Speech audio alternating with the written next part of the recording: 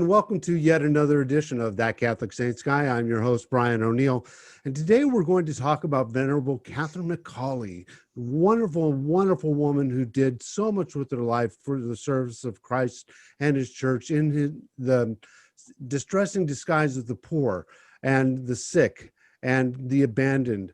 And she's something of a reluctant nun, because it wasn't what she had set out and intended to do, but that was God's will for her. And boy, did she follow it in just amazing ways. And so joining me today are Sister Yvonne Mary and Sister Mary Cora. And ladies, welcome to the program. How are you both today? Very well, Brian, thanks. You bet. Well, welcome and thank you for joining me for joining me. Sister Yvonne Mary, why don't we start off, just introduce us real quick to yourself and tell us a little bit about how you came to this position. Well, I'm working at the Cathedral of Mary of the Assumption in Saginaw, Michigan. And I'm right now I'm called the Director of Pastoral Care, but I do a lot of other stuff too. But I've been involved with the beatification process of Venerable Catherine for quite a few years now. And it's been really, really incredible experience. So I also had the privilege and opportunity to teach our novices about her over the last maybe 15 years. So it's been something that I can't wait to talk about her. She's a great woman. That's awesome. And Sister Mary Cora, tell us a little bit about yourself, please. Well, I've been a religious since 1989, and it was then that I actually was defending my doctoral work at the university. And while I was in the building, I was told by a friend of mine that she had someone she wanted me to meet. And it was Sister Yvonne Mary. And so we've been friends ever since. I think my question to her was, well, I didn't think you could work as a PhD and still be a sister. And so having the same qualifications, she basically looked at me and said, well, I guess so. A living example. And so I'm kind of following in her footpaths, but she is, I've taught the novices about Mother Catherine's, what she calls little virtues, but Sister Yvonne Mary is by far the expert. Well, that's excellent. And Sister Yvonne Mary or Sister Mary Cora, why don't one of you dig into and start telling the story of Venerable Catherine McAuley? Okay. What I thought to do was, where we're still going to be telling you about Mother, is I wanted to read a quote from a saint and what he said about Mother Catherine. So this is Saint John Henry Newman, who he at least knew the sisters in Birmingham, England, but he said this, and I'm going to read. We find her possessed of such noble self-command, so crucified to the flesh, so meek, so gentle, so tender-hearted, so merciful, so sweet, so prayerful, so diligent, so forgetful of injuries, together with that facility of performing acts of devotedness above and beyond the ordinary acts of good people. So that's from a saint. And how we can just tell you what we know. That's high praise indeed, isn't it? Yes, I haven't heard higher. Yeah. And did he know her when he lived in Dublin at Trinity College or whatever school was there? Sure. I'm not sure. One of our sisters here who presented me with this told me that she's in touch with the sisters in Birmingham. This was from a letter. And so she's going to find out what the actual relationship was. That's awesome. Yeah. So I think another thing that I would want to tell you right off about Mother Catherine is that she really looked to the Sacred Heart of Jesus as where she would find she called it like a fountain of virtue. It was everything that she hoped to develop in herself. And that's basically where you could look to find things about the little virtues that she tried to acquire and that she taught her sisters. But the interesting thing is that, and she's not unique in this, but she thought that you would just go step by step, and that's why she called them little. You just go one day at a time. God will give you what you need, and you just respond to his grace and work on these, and eventually you turn out like Cardinal Newman saw her. So I would just say that. The other thing is, I think she was blessed at a very early age. And she really did take whatever God handed her, and didn't seem to judge, didn't seem to expect something better or other than what her life circumstances were. And the other thing about her is that she was really focused on other people. She wasn't someone who was looking only at her own wants and needs, and she was very sensitive, very compassionate, and almost to a fault. For instance, at one point, she took in a lady who was, had, what shall I say? I think she called her mentally deranged, and she housed her. And the woman was really foul and would even steal things from Catherine. Catherine always kind of defended her to her, the other people in the house, and just kept her until the lady died. And the lady never changed. But, talk about learning how to grow in patience and forbearance and kindness. The woman never changed, but it sure, I bet, changed Venerable Catherine and also the people with whom they were living at the house. I think so. I think they got to know what Catherine was really all about. Yeah. That's awesome. And Sister Yvonne Mary, she did not start off she at one point had a phenomenal fortune, but she didn't start off as someone who had a silver spoon in her mouth, did she? No, she didn't. But this is interesting. She was in her own upbringing. She didn't have anything. She was very. Her parents had died, and she was kind of farmed out. And she was actually taken in by a couple. She was already 20, so you can't really say she was adopted, but she was taken in by a couple. The wife was a Quaker, and the husband was Anglican, but he was kind of fallen away. He wasn't practicing anything. So they were very, very, what you would call Christian people. They loved her. They just loved her, and she loved them. Well, as it turned out, and I can say this, there's a lot in between. She was with them about 20 years, but she was, before they both died, she brought them into the Catholic Church. She just, it was in the day when there was the understanding that if you weren't Catholic, you didn't go to heaven. Now, we understand a little bit more that God calls good people to heaven, and some people may not have ever heard of Catholicism. And, but these, the wife, I'm not sure if Quakers are baptized, so I don't know if she was, but the husband certainly was. But anyway, the husband left her a tremendous fortune. They loved her. And so, of course, to the jealousy of the family and all those who actually thought the inheritance would be going to them, it did not. And that's how she began her work. She always had great reverence and love for the poor. So she decided to build a house in kind of a more wealthy section of Dublin.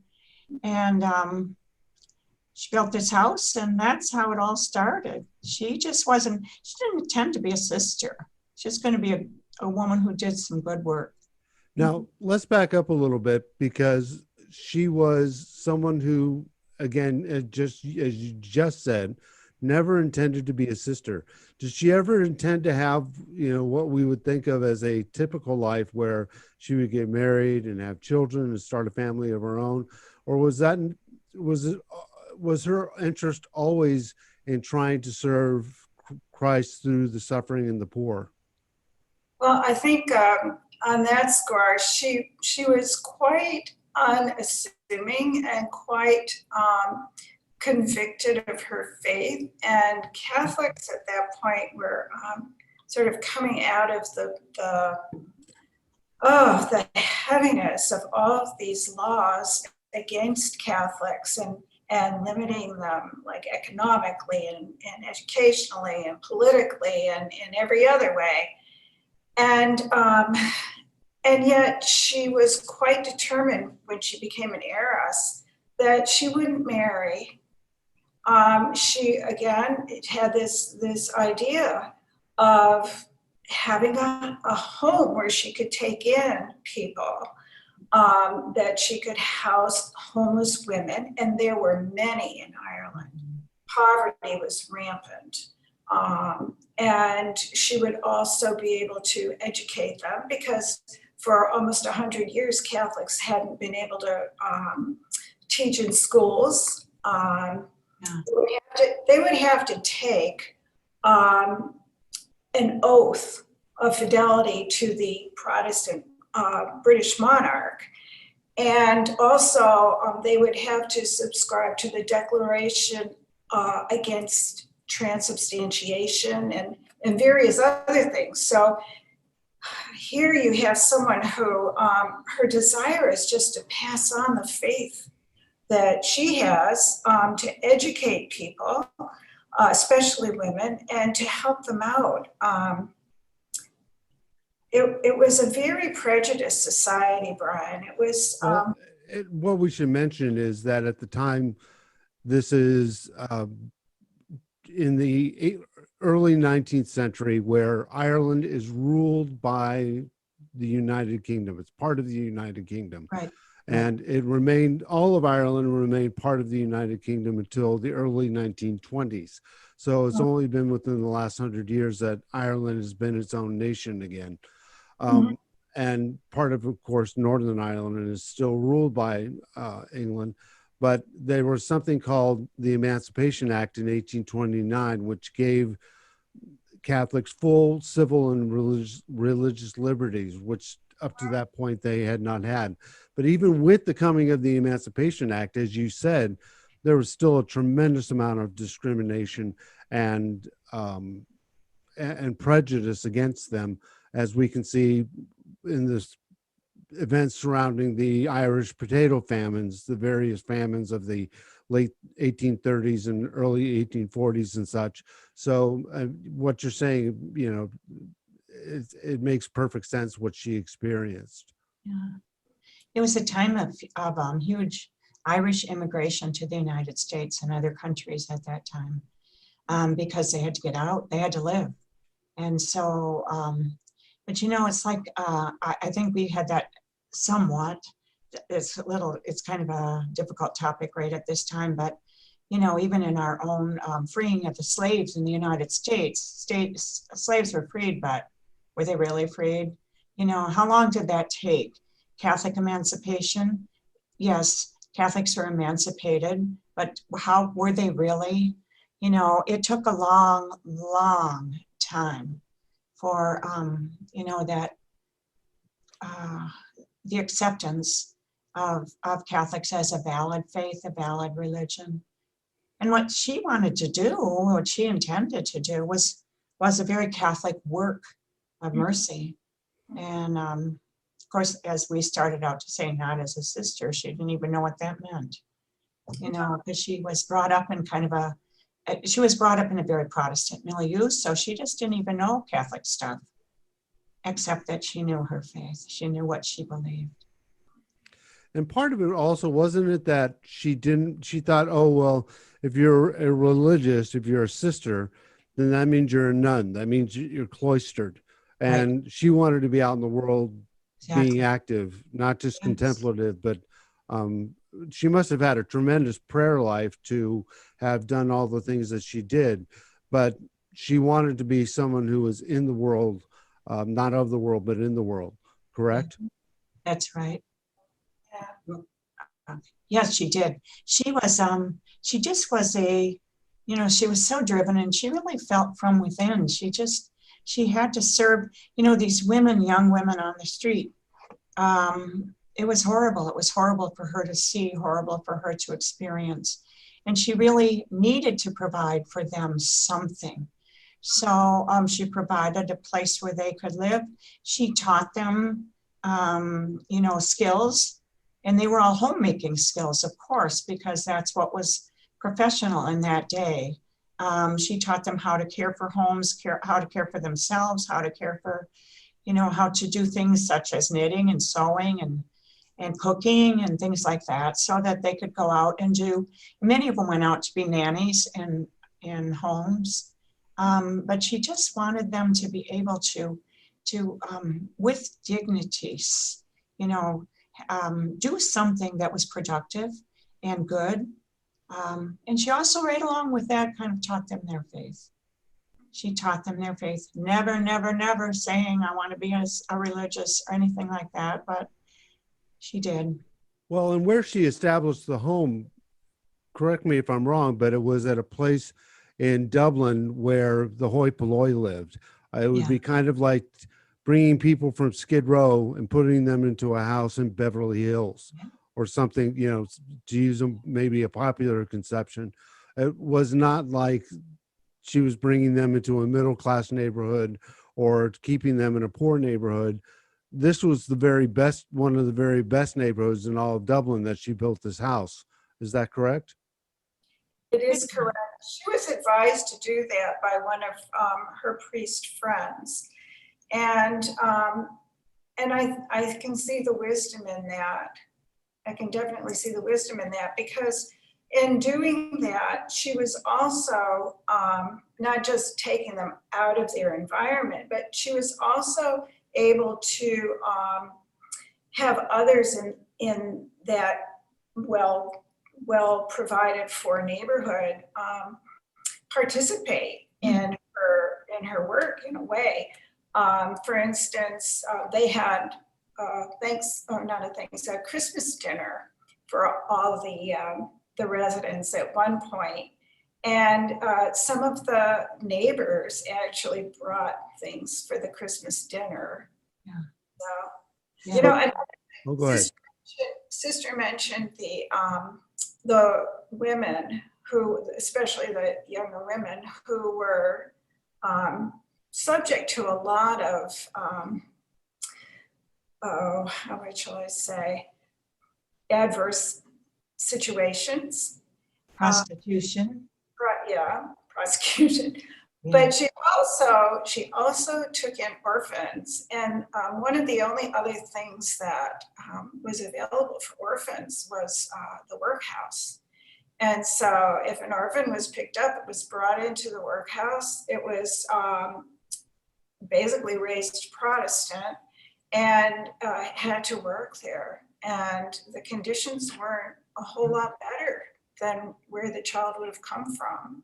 No, workhouses were the worst. They were really horrible. I mean, they started off with good intentions, but they never even came a scintilla close to reaching what their intended purpose was. So,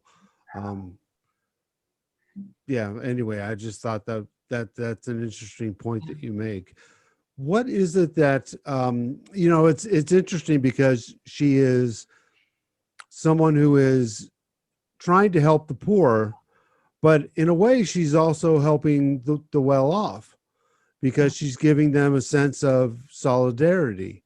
Yeah. And that is something that's, when our Lord says it's harder for a rich man to get into heaven than it is for a camel to pass through the eye of the needle.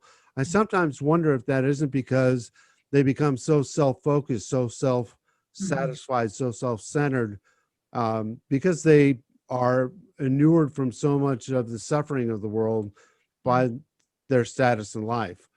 And whereas here's, Venerable Catherine, and she's bringing these people into their homes, allowing them to kind of have that bubble penetrated, it seems like. Yeah. I think one of the things too that happened with that is that she was also friends with a lot of wealthy people from her life with the Callahans, because they too were wealthy. And so she knew doctors, she knew teachers. And at that time, you know, even though the penal laws were lifted, they still were very resistant to letting anybody who was Catholic into their organizations. But she could freely come in and out because she was known by these people. So that meant she could serve. She could provide services for her people, that are these young women who she was caring for. She just took advantage of it. The other thing that was happening at this time was there were a number of young women that were joining her to help her. So they weren't coming as those who needed service. They were coming as those who wanted to serve with her. And by the time she came to the point of founding the Sisters of Mercy, she had 7 young women living there with her they were just young women who wanted to help, and went on to become foundresses of Sisters of Mercy all over the world. So that was the very beginning of that. Now, why is it that she agreed to go from being just a laywoman and someone who was resistant to being a religious, to someone who agreed to not only become a religious, but to found a religious order and be its first superior? Well, she didn't intend that, but here's what happened. She had these girls, 7 girls living with her, and they all decided that it would be helpful for them all to have this is one thing that happened. It'd be kind of useful to them to all dress the same. So they developed, they had a uniform that they wore. They weren't sisters, but they were all dressed alike. And then there was a local priest, unfortunately, he was very, very supportive of another religious community that was within the area. I mean, they were a religious community. Catherine McAuley was not. But he was very supportive, and there was kind of some threat going on, you know. I don't know. I suppose it looked like she was going to take over the works, although the other community didn't do the kind of works that she was doing. But these girls were so enthusiastic, and so a point came where they had gone to the Archbishop and they said, you got to do something about this. She really can't go on like this. She's got to either become a sister or let's shut this thing down. So the Archbishop took it under study and under advice and all of that. And it was very difficult for him because he really admired what was going on. But he said, okay, you are right. You are right. If they're going to live as a religious community, which they did in a sense, they followed the same schedule. They prayed together. They had a common apostolate, you know, and they were doing all these things together. So it was, they were right. And so the Archbishop said, okay, this is what you're going to have to do. You're going to have to be willing to establish a religious community. So in Dublin at the time, there were, I think, 5 other religious communities, right, Sister Cora? Do you remember how many? I don't remember how many, but they were quite prominent in the area. And so he gave them the rule, gave Mother Catherine the rules of each one of these and said, now, which one would you like to be? And so he agreed that they could be a new community, but she had to write a rule. So she had to take one of those rules and say that I can most identify with this one. And so she did. And it happened to be the Presentation Sisters because they were most like her in spirituality. Why was that? Because they followed, their rule was based on the rule of St. Augustine. St. Augustine is the rule that the constitutions now of the Religious Sisters of Mercy is based on, St. Augustine. And so anyway, she took that rule, but of course, in order to actually be a bona fide sister, she had to make a novitiate. So there she went. She picked two other sisters, and they had to leave Bagot Street, their house, for 1 full year. Actually turned out to be more than a year. And Kind of like going back to by grade this school, I time, imagine. Mhm. It was kind of like going back to grade school in a certain sense. Exactly. And she's already 49 years old. So this is not easy for her. Now, the other two who went with her were younger, but that wasn't easy for them either. So they went, and they participated fully in the novitiate. But the hard part was they got to the end of the novitiate, and it was decided, because they had a new superior at that time, and that superior said, well, if they're not going to vow to live in this community, forget it. They're not going to vow. So after all that, they couldn't take vows. So they, of course, appealed to the Archbishop and said, here's our story, help us out. So the Archbishop said, okay, I will sponsor you. You take vows, and you come back to Bagot Street, and you are Sisters of Mercy. And so that's what happened. They did. And it began with three of them. And then they had, of course, 7 others waiting in the wings to begin their novitiate. And of course, being at that time, they were professed. Those 3 were professed, so they could conduct a novitiate themselves. So the other sisters joined the novitiate, and it all started. So it was powerful thing. Well, Again, our Lord said that if you want to follow him, pick up your cross and do so. He didn't say pick up your feather bed. And I think that Venerable Catherine's life is kind of proof of that. That's what she did. She did what she had to do, and it was the rest is history regarding the Institute. They decided they were called Sisters of Mercy, not because anybody had any specific devotion to Our Lady of Mercy. It's just that their house on Bagot Street opened on the Feast of Our Lady of Mercy. That's September 24th, 1831. And so one of the sisters said, why don't we call this the House of Mercy? So Venerable Catherine said, yeah, that's a good idea, we will. She didn't know anything about Our Lady of Mercy at that time. And so, but they did, and they developed great devotion to her. And it's a wonderful story of courage, a story of, energy, of love, and so we have a wonderful foundress. Really sounds like it. Now, why were they called the Walking Sisters?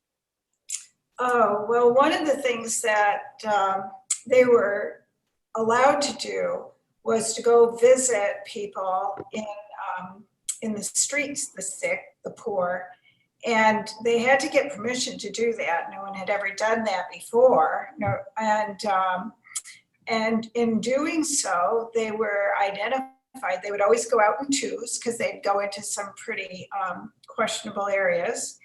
And they were even allowed at one point to go into hospitals, which of course were not usually open to Catholics.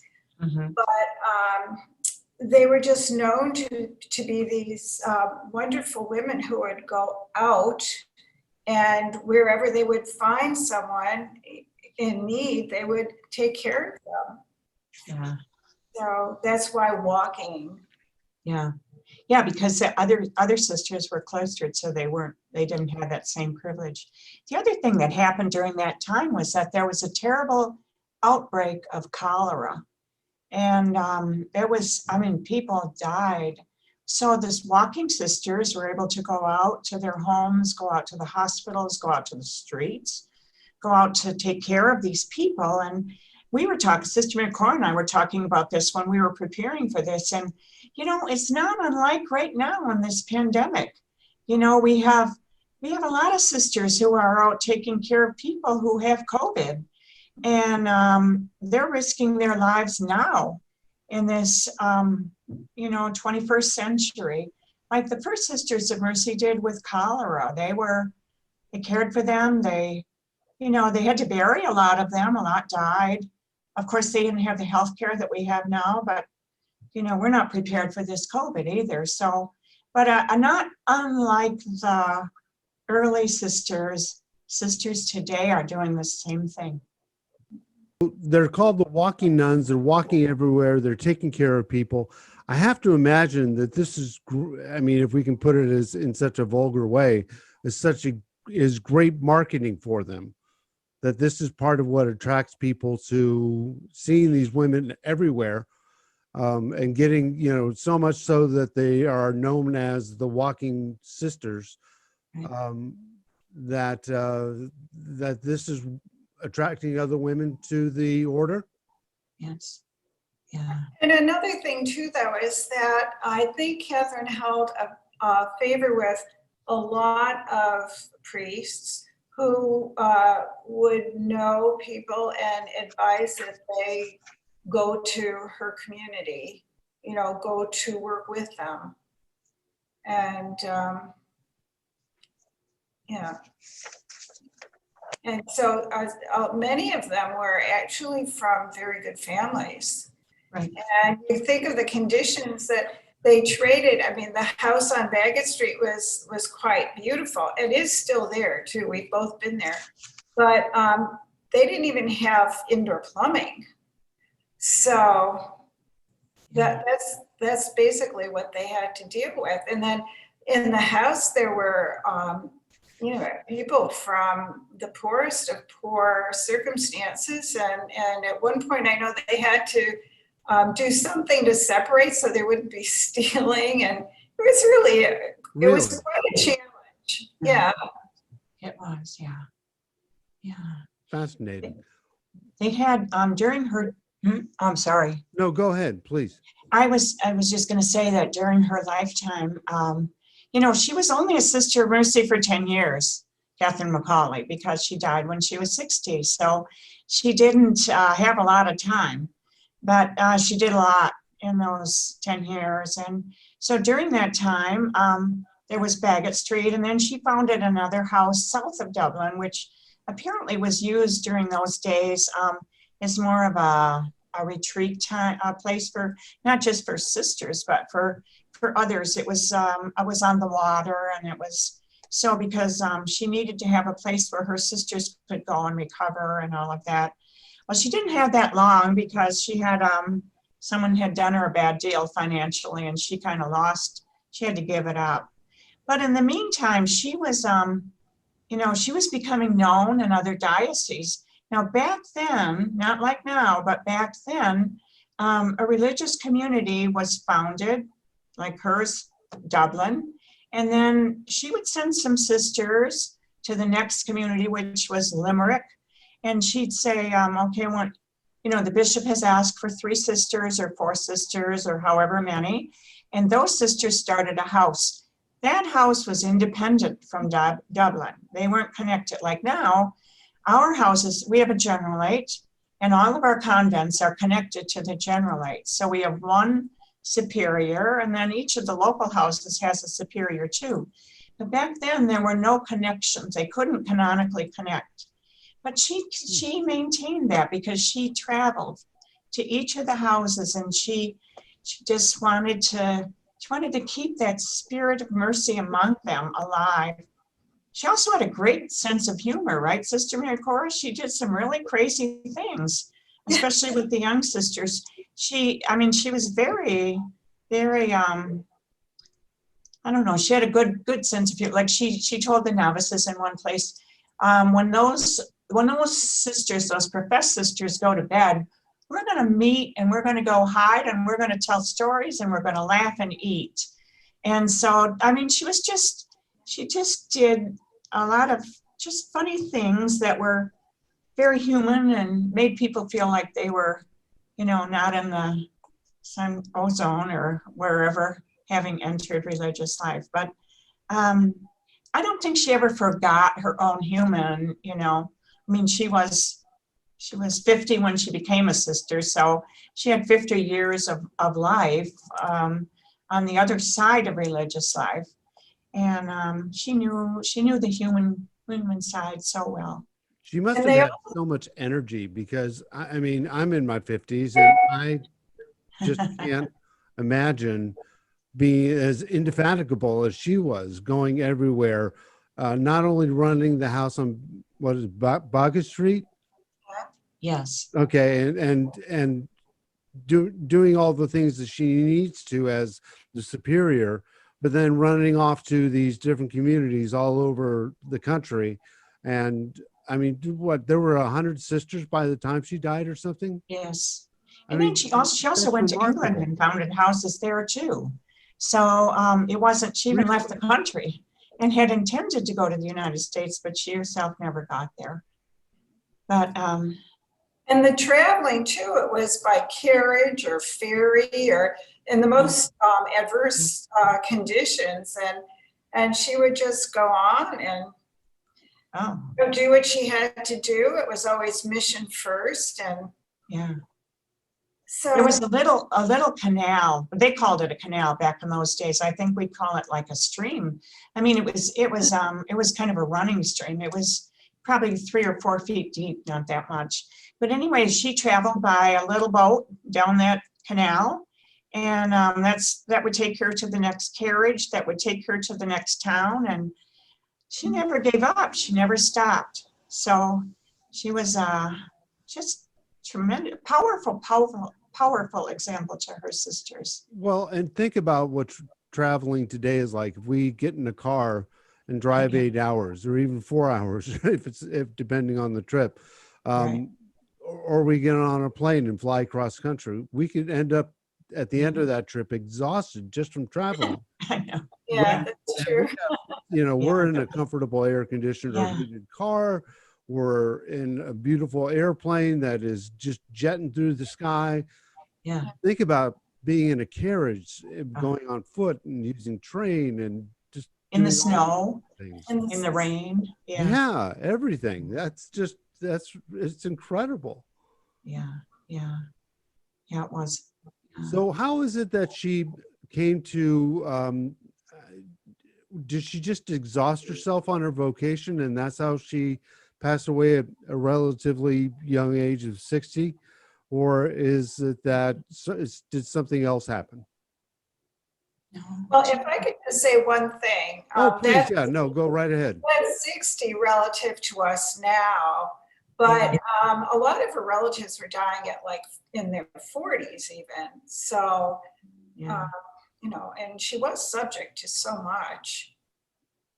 Yeah, so she was actually elderly at that time. Yeah. 60 was old at that time, but she was also she just got the disease that everybody got. It was a respiratory infection, and she just and they didn't have antibiotics or anything like that, so she just kind of it was consumption, what they called consumption, and she succumbed to it eventually. But she honestly didn't come back to Bagot Street till a couple months before she died. She was still out making foundations. I think about 3 months before she died is when she finally said, I got to go home now. And she was cared for by the sisters in Bagot Street, and beautiful, beautiful stories about that, about her time of death and everything.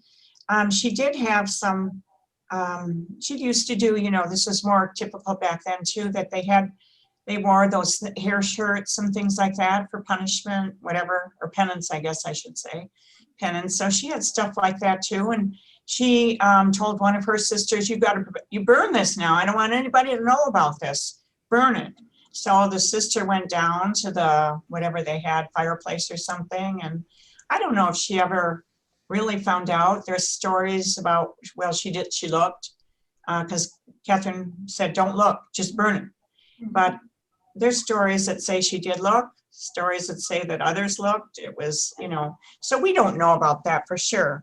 But one of the things that has preserved her memory for us is the letters she wrote. Magnificent, magnificent letters. Okay. There was one sister who she was very close to, and she had actually come to Bagot Street from the time that very beginning, way back in 1831. She was one of the first 3 that came, and her name was Frances Warde, and she actually became the foundress in the United States. But they had such a friendship between one another. But the time came when a bishop asked for a sister, and Mother Catherine knew that she had to send Frances Warde. And she was the only one that really qualified, you know, for what this bishop was asking for. It broke her heart, but she sent her. You know, there's very deep friendships in religious life.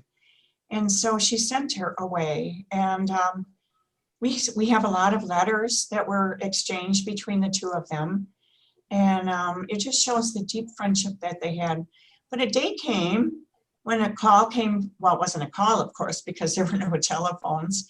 A letter came from the United States, a request that she send sisters to the United States. And so Frances Warde is the one who went. And she started out, and, you know, she started out with, I don't know how many went at first, just a few. 5, I think, 5 went.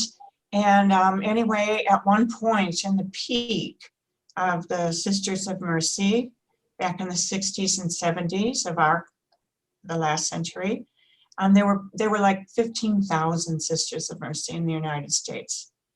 And, you know, it was a charism that was it was just so inviting, and it was a charism that people were drawn to and wanted to be part of, and that's how it happened. But anyway, there was just this tremendous closeness between herself and all of those young women who joined her. And it was heroic on their part to leave everything and follow her, an old lady at that time, you know, and but they did, and they loved her and she loved them. And of course their main love was the Lord. And she always made sure that the prayer was at the center of all their lives. So, and here we are now, all these years later. Almost, how many years now? It was 1831, and now it's 2021. So, you know, long time ago, almost 200 years ago. Young women are still following her. Well, I've seen some of the pictures of your congregations, and you know, it's such a remarkably young order. There's so many young women who have attached themselves to you, and that just shows that you guys are doing something good, because Archbishop or Cardinal Edward O'Brien of the formerly of the military archdiaconate or archdiocese, rather, Right. and now of Order of St. Gregory, I believe it is, in Rome. He said that people will give themselves for a mystery, but never for a question mark. And it sounds like you're providing them with the complete absence of a question mark, because it looks like you have so many young women giving themselves to a life in Christ, in union with what you're doing there. So that's fantastic. What drove her devotion to the Sacred Heart? No, Sister Cora. You know, I don't, other than the fact that I have to show this picture. We still have it too, as you can see. We still have devotion to the Sacred Heart. Sorry. That's excellent. What is it that you would say, both of you would say, she recommends to us today? What is the thing that Catholics today, no matter what their state in the church, can take from her life and use to make their own life walk with Christ more palpable, more fulfilling, more rich? I think one thing is, as she saw the dignity of every person, from, you know, babies through the elderly, and she had such a great respect for them and cared for them and loved them. I think people now can also appreciate what that means in terms of their own human dignity. Mm-hmm. As children of God, but also viewing others, the Christ in others. And Catherine was all about building up the body of Christ, caring for the body of Christ, and she just saw Christ in everyone. What about you, Sister Yvonne Mary? What would you say?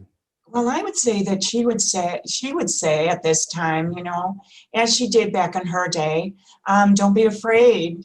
If the Lord is calling you to serve, come. Don't be afraid. Don't hesitate.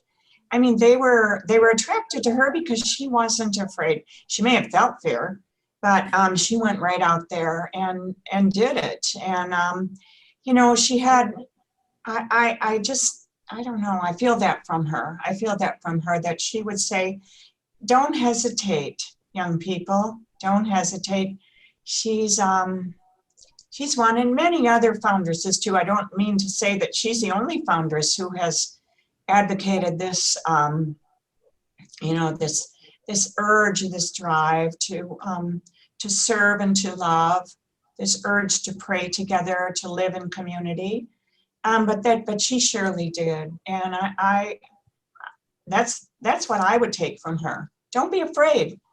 It's just come on. You got a lot to give. Church needs you. It's interesting.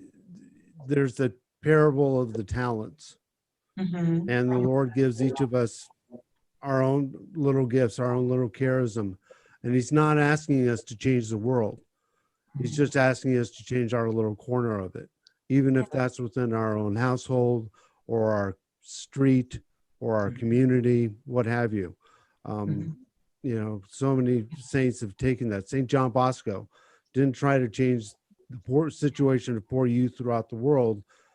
That's what ended up happening, but he just started trying to do it in his own little town. And Yeah. so Venerable Catherine McAuley, she is she's someone who teaches us that just do what you can in where God has placed you, and He will take care of the rest if it's His holy will.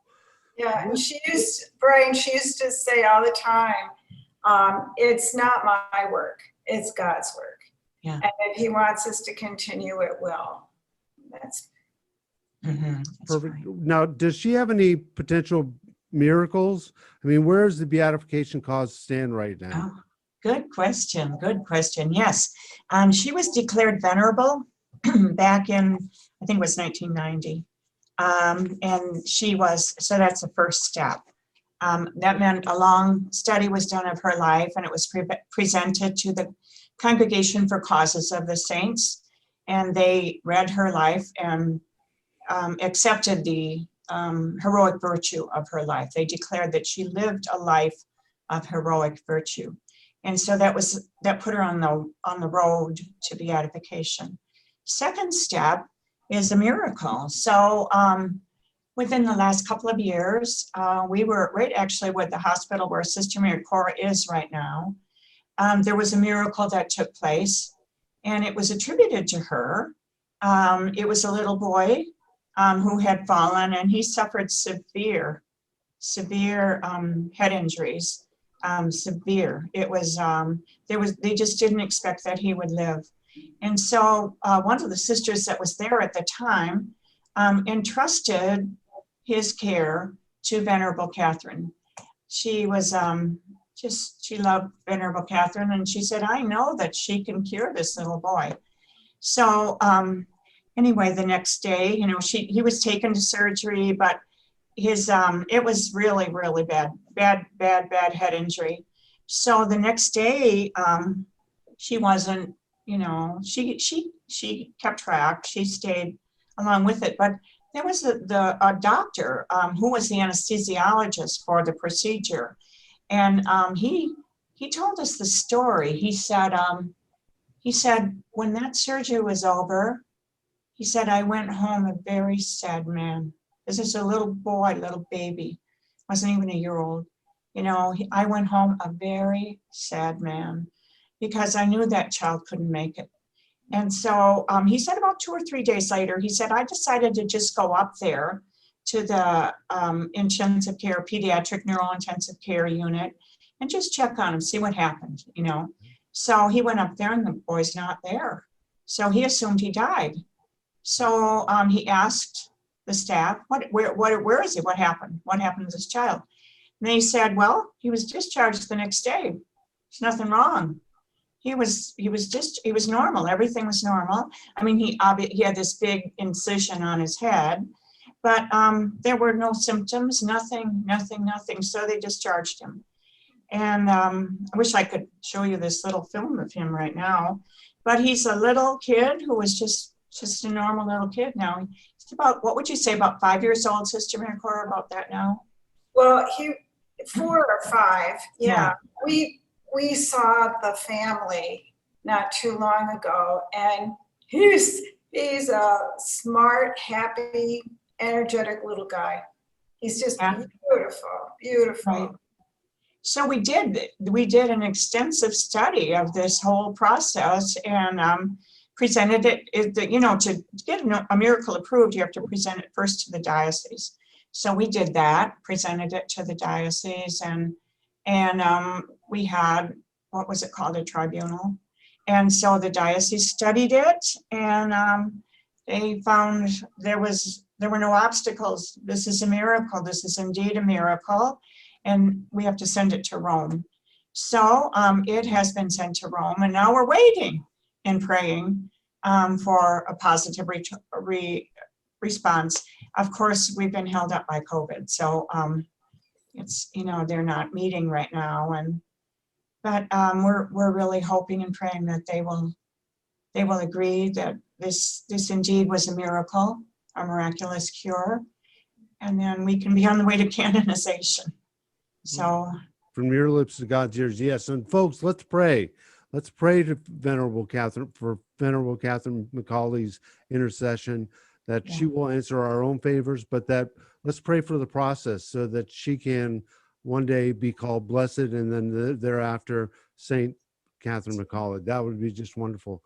Ladies, thank you so much for joining me today. I really appreciate your time and sharing me with the exciting and awe-inspiring life of this amazing woman.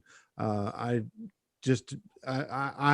been edified, and I know that everyone else who's watching has been as well. thank you, Brian. Thank you, Yeah. ladies. Okay. And thank you for joining us. Thank you so much. Really appreciate it. If you liked what you see, go ahead and hit that little subscribe button down below. Give us a like, maybe even a share, and leave us your comments. I'd love to know what you think about these programs. Tell us what you'd like to see. Tell us what you like about them. Tell us what you don't like about them. But would love to hear what you thought. In any event, thanks so much for joining us. And in the meantime, we'll see you next time on That Catholic Saints Guy.